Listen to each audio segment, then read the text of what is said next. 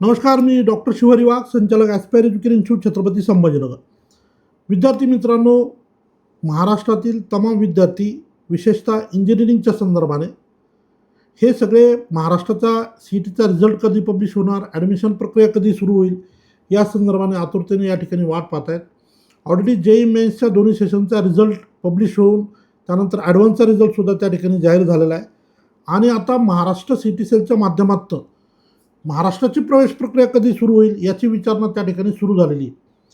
त्याचं कारण असं आहे की JEE मेन्सच्या माध्यमातून ऑल इंडियाच्या लेवलला जी प्रवेश प्रक्रिया राबवली जाते, जी की जोसाच्या माध्यमातून होते, ही प्रवेश प्रक्रिया ऑलरेडी सुरू झालेली आहे. याचे रजिस्ट्रेशन, चॉईस फिलिंग आणि डॉक्युमेंट अपलोड आणि फीस पेमेंट हे सगळे ऑप्शन जे आहेत ते मुलांसाठी सध्या उपलब्ध आहेत. त्यामुळे ज्यांना कुणाला जोशामध्ये पार्टिसिपेट करायचं असेल अशा मुलांनी नक्की या प्रक्रियेत जावं, ज्यांचे पर्सेंटाईल चांगले आहेत JEEमध्ये. परंतु ज्यांनी CET दिलेली आहे केवळ, किंवा ज्यांचं टार्गेट महाराष्ट्रामध्ये ॲडमिशन घेणं असेल, तर अशा मुलांकडनं विशेषतः महाराष्ट्राची प्रवेश प्रक्रिया केव्हा सुरू होईल याबाबत जे तर विचारणा होत होती. तर आपण आता या ऑफिशियल पोर्टलवर आहोत, ज्या ठिकाणी पहिला जो ऑप्शन आहे ज्याच्या माध्यमातून सगळ्या परीक्षा CET सेलनं कंडक्ट केल्या. त्याच्यामध्ये अनेक वेगवेगळ्या CETs होत्या, जसं की लॉ CET असेल, BEd CET असेल, MBA CET असेल. याशिवाय जे मुलं सायन्स स्ट्रीमचे आहेत त्याच्यामध्ये PCM ग्रुपची CET, PCB ग्रुपची CET, MH nursing CET अशा अनेक परीक्षा जे आहेत ते CET सेलनं यावर्षी ऑलरेडी पूर्ण केलेल्या आहेत. काहींचे रिझल्ट लागलेले आहेत, काहींचे रिझल्ट येणाऱ्या काळामध्ये लागतील.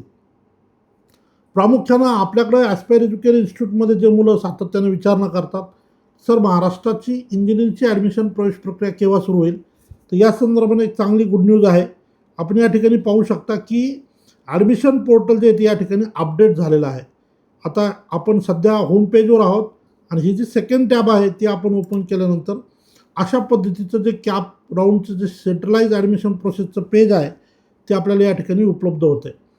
आता याच्यात काय महत्त्वाचा विषय आहे. आता बघा, एखाद्या विद्यार्थ्यांना BE BTechला ॲडमिशन घ्यायचे इंजिनिअरिंग स्ट्रीमला, तर त्याची या ठिकाणी लिंक आपल्याला पाहायला मिळते. खाली फार्मसी आहे, PharmD आहे, सोबतच मेडिकल काउन्सिलिंग प्रक्रिया जी होत असते त्याच्यामध्ये NEET UG, BSc नर्सिंग आणि ऑल इंडिया 15% आयुष कोटा हे सगळे पर्याय जे आहेत आपल्याला त्या ठिकाणी आता उपलब्ध झाले आहेत.